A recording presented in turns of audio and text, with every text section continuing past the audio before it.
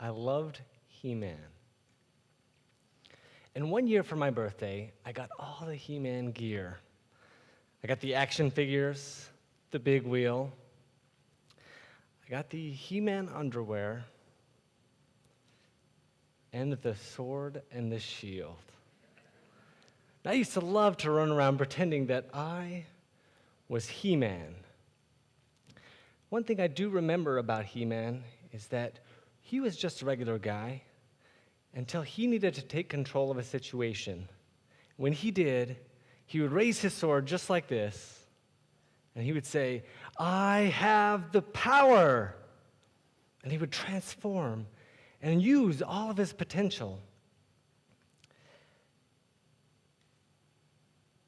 And I see a lot of folks in here with a lot of potential. And I invite you to stand up with me so we can begin to transform together.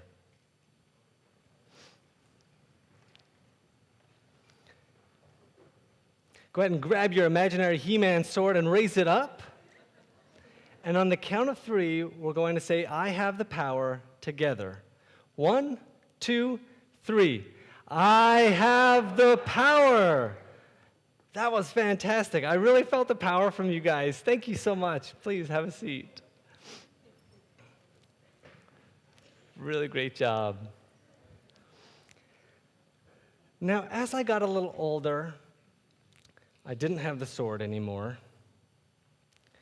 And I began to forget that I had the power, which also meant that I didn't transform or use the most of my potential. And then I started to use ready,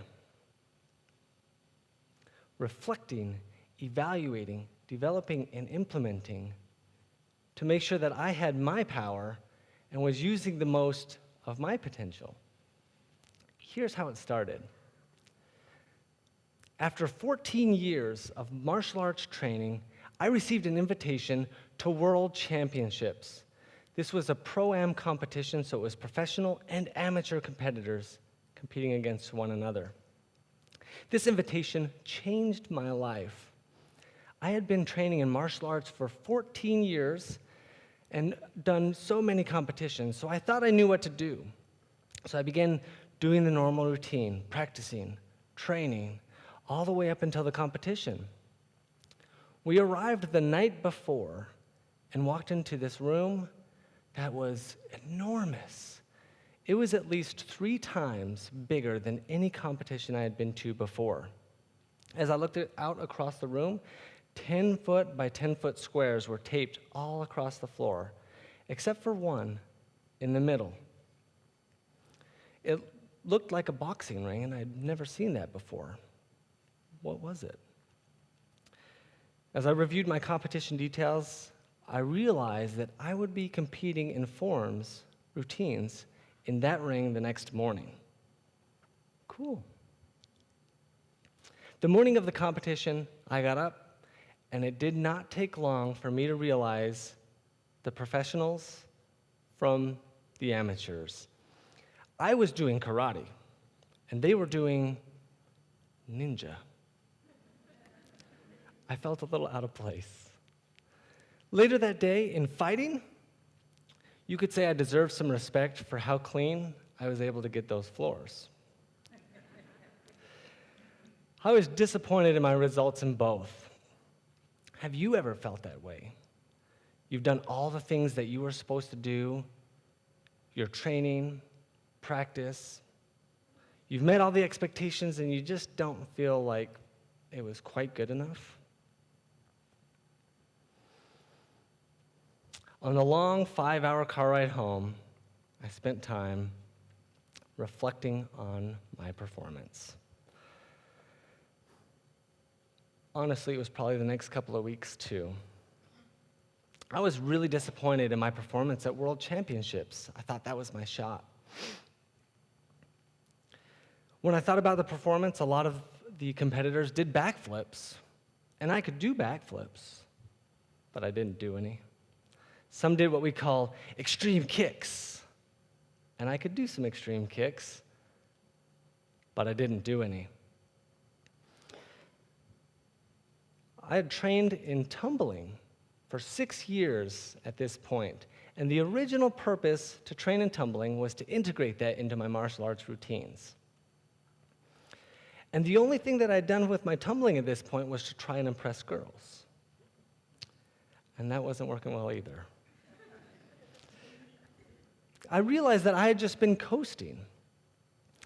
I had developed skills and abilities over the years that I was totally ignoring and just doing the usual routine.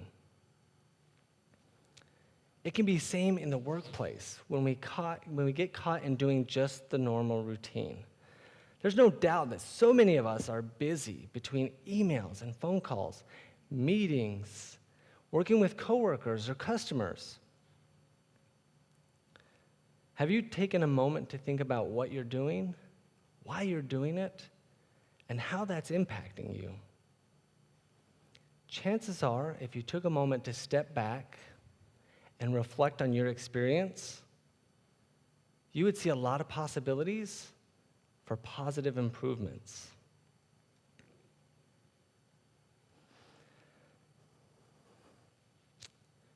As I began to evaluate my performance, I thought back to before the competition. The feedback that I received was that I had good stances, good follow-through. I had snap, power, focus, timing. I met all the marks. But when I started to think about all that I was capable of, what would my best performance look like if I took some of that tumbling skills that I had, and I took some of those extreme kicks, and I mixed them together into a routine, and it had good balance? That is what a good routine would look like for me. So I realized what I had done before, it was average. In the workplace, we have the minimum standards and expectations. Our leaders and managers expect us to meet those standards. But if you think about your skills and your abilities and the things that you're capable of, are you making the most out of your experience? The next thing I did was start developing a plan. I decided I was going to go back to World Championships the next year. I decided I was going to focus on one thing. Instead of doing forms and fighting, I was going to do forms, because all of my skills and abilities all pointed to that, and that's where I could make the biggest impact. I developed my plan and included the right people, those individuals who could give me the type of feedback that would help me move forward. One person I connected with was a gymnastics coach. I didn't have a lot of space in that 10 by 10 ring to get a running start, so I needed to figure out how to get more power out of my tumbling. By including the right people, I was able to ensure that we were moving forward together, and by sharing a plan, we were on the right path. In the workplace, it's no different. I would encourage you to develop a plan and share that with the right people. Think about your work situation. Chances are there's skills and abilities that you could integrate into your work that would make a better impact for you, and in turn, make a better impact for those working around you. By sharing your plan and the things that you're interested in, the goals you're going toward, you could include the right people so that you are driving the feedback process and not simply waiting for somebody to tell you what they're expecting from you. Align your path so you can move forward together. Next, I had to implement. I began training at the karate gym, practicing at the tumbling gym, and on the weekends, I would go out to the park and practice my routine. I was taking all the things that were available to me and integrating that into my regular routine. I would try something. If it didn't work, I'd make adjustments and try it again.